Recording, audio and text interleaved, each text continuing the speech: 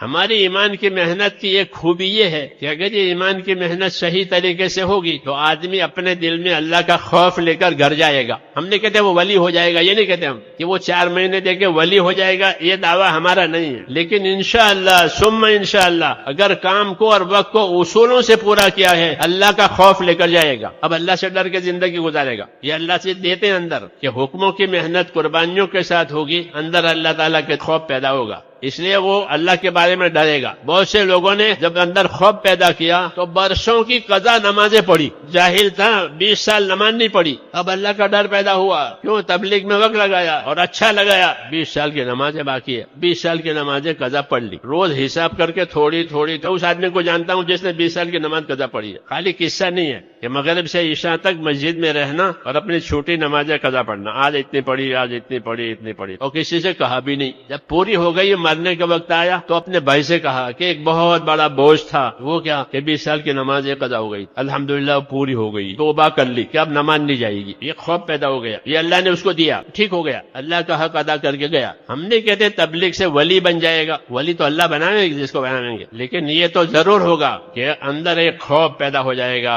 زندگی احتیاط پر آئے گی. اور میں نے تو یہ بھی دیکھا ہے کہ صحیح وقت لگانے کے بعد وہ جس لائن میں جائے گا اس لائن میں صاف ستھرا رہے گا. تبلیغ میں وقت لگا کر حج کرے اور ویسے پیسے ہو گئے، مالدار ہو گیا اور حج کرے، حج تو ادا ہو جائے گا، لیکن اللہ کے راستے میں وقت لگا کر حج کرے، وہ حج ہی الگ ہوگا. دیکھ لے کوئی کہ اعمال کی محنت کرتے ہوئے اب حج کو گیا، وہ حج الگ ہوگا. حج تو سب کا ہو جائے گا، مالدار ہے، مالدار پر حج فرض ہے، پیسے ہو گئے حج کرو، حکم ہے. ہم نہیں کہیں گے کہ نہیں ہوا، لیکن کام کر کے تبلیغ کر کے اور محنت کر کے کرے حج. دیکھ لے دونوں کے حج میں زمین آسمان کا فرق ہوگا. ایسے ہر شعبے میں، کسی شعبے میں نوکری کرے اور وقت لگایا ہوا ہے، اپنی نوکری میں ایمانداری سے چلے گا، لوگوں کی خدمت کرے گا، لوگوں کے کام نکال دے گا. یہ کام ہے میرے دوستو، یہ کام ہے. یہ ہم دعویٰ نہیں کرتے، ہم ترغیب دیتے ہیں کہ اس کو کر کے دیکھو کہ زندگی میں کتنا فرق آتا ہے. کہ زندگی میں ایمان آئے گا، اخلاص آئے گا، انصاف آئے گا. ایک چیز میں اپنے لیے پسند نہیں کرتا ہوں، دوسروں کو کیسے پسند؟ انصاف ہے تو انصاف کرنا ہر وقت فرض ہے. انصاف سے آگے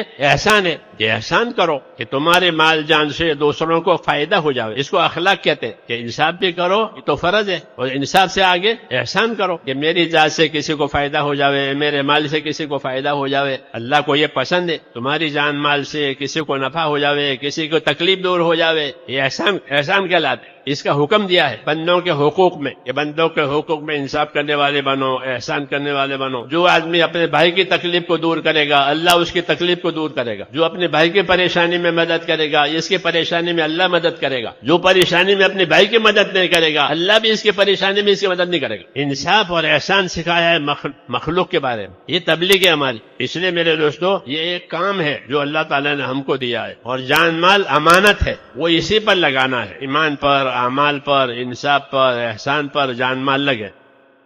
ہم یہ دعویٰ نہیں کرتے ہیں کہ 4 ماہ سے کوئی ولی بن جائے گا، لیکن اتنا ضرور کہتے ہیں کہ اللہ کا خوف دل میں آ جائے گا. مولانا ابراہیم صاحب کا بہت زبردست بیان. مزید ایسے بیانات کے لیے ہمارے YouTube چینل بیانات کلپس کو سبسکرائب کریں اور ویڈیو کو دوستوں کے ساتھ شیئر کریں.